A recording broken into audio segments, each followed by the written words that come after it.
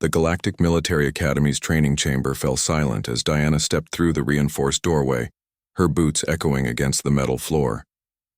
Around the observation deck above, alien cadets from 17 different species pressed against the reinforced transparasteel, their various appendages tapping with anticipation.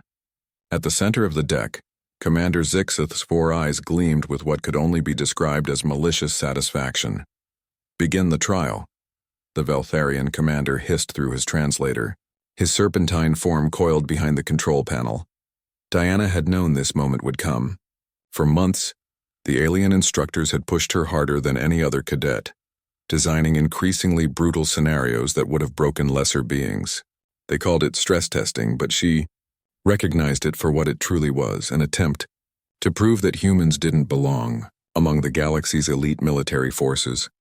The chamber's walls began to shift and reconfigure, creating a maze of metallic corridors and obstacles.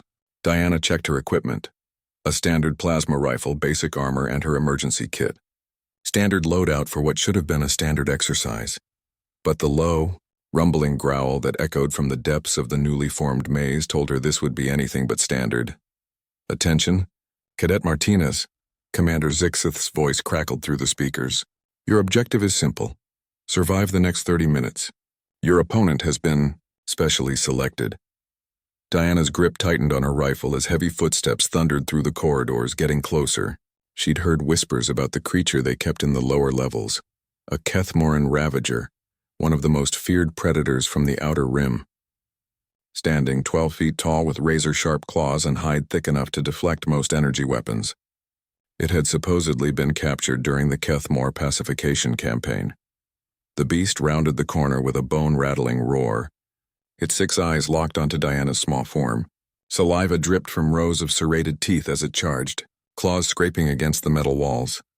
Diana dove to the side, rolling behind a barrier as the creature's massive form crashed into the wall where she'd been standing. The impact sent vibrations through the entire chamber. She quickly analyzed the situation. The plasma rifle would barely scratch its armored hide, and running would only delay the inevitable. But humans hadn't become the galaxy's newest military power by running from problems. As the Ravager turned toward her hiding spot, Diana noticed something the alien observers had missed. The creature's movements, while powerful, followed predictable patterns. Its attacks were driven by pure instinct rather than intelligence. More importantly, there was something almost desperate in its behavior. She studied its eyes as it searched for her, not the cold, calculating gaze of a killer, but the panicked look of a frightened animal. "You're scared too, aren't you?" Diana whispered, slowly reaching into her emergency kit. The Ravager's hearing was acute enough to detect her voice, and it spun toward her position. But instead of raising her weapon, Diana pulled out her emergency rations, a protein bar that her grandmother had insisted she pack. Despite regulations, "Easy there, big guy," she said, breaking off a piece and tossing it toward the creature. The alien observers erupted in confused chatter above. Commander Zixith's translator crackled with indignation. "What is the human doing? This is not standard combat protocol." The Ravager sniffed the protein bar suspiciously, then devoured it in one bite. Its aggressive posture shifted slightly, and Diana saw her opportunity. "You're not really a monster, are you?" she said, taking a careful step forward. "You're just scared and far from home." She reached into her kit again, this time pulling out a length of synth cable, standard issue for emergency repairs. Moving slowly, she began fashioning it into a loop. The creature watched her with growing curiosity rather than aggression. Diana had dealt with frightened animals back on Earth, and the principles remained the same across species: patience, respect, and understanding. The Academy captured you, didn't they? Took you from your family, your territory. Diana's voice remained calm and steady. They've been using you to eliminate cadets they don't want to pass. The Ravager's growl softened into something almost like a whimper. Diana approached carefully, the improvised collar in her hands. "But I'm not going to fight you, and I'm not going to let them use either of us anymore." She slipped the synth cable around the creature's massive neck, not as a restraint, but as a symbol. The Ravager allowed it, seeming to understand her intent. "Computer," Diana called out. "End simulation. I've completed the objective." "Negative," Commander Zixith's voice snapped back. "The objective was survival through combat." "With respect, sir, Diana replied, scratching behind what she hoped was the equivalent of the ravager's ear. The objective was survival. I survived. My method is irrelevant unless specifically restricted by mission parameters. The creature leaned into her touch and Diana smiled. She pulled out her portable communicator and began recording. This is Cadet Diana Martinez documenting evidence of Academy policy violations, specifically the use of captured sentient beings for training exercises without proper consent or safety protocols. The observation deck erupted into chaos.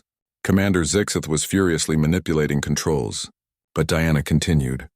I'm also documenting that this Kethmoran ravager shows clear signs of intelligence and emotional capacity, suggesting it may qualify for protection under Galactic Rights Statute 4-7A. The chamber's doors burst open as Academy security rushed in, but they stopped short when they saw Diana calmly standing beside the now docile creature. Within hours, the story spread throughout the Academy and beyond.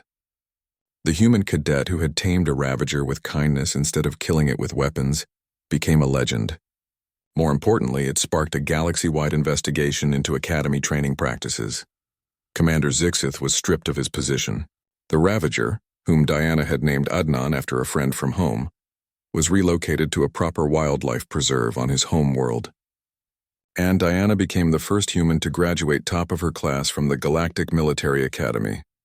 Years later, when asked about the secret to humanity's success among the stars, Admiral Diana Martinez would smile and say, "We never forgot that strength without compassion is just brutality. And sometimes, the greatest victory comes not from defeating your enemy, but from turning them into your friend."